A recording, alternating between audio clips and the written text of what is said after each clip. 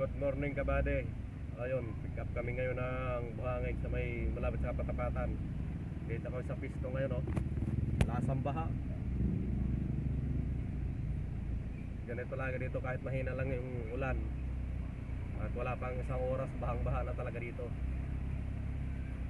Ito dito yung problema ng tao. Ano?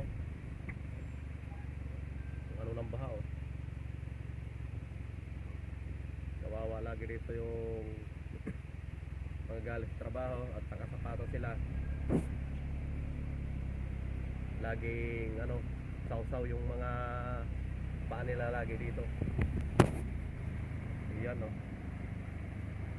Buti tumila ngayon ng ulan. Pinagbigyan kami ngayon na makapick up. Kailangan lagi dito pagkano ka nakabuta. Mahirap na pag magkano ng mga sakit, lalo na sa mga hihinang aso, daga. Yun ang ingatan ng mga tao.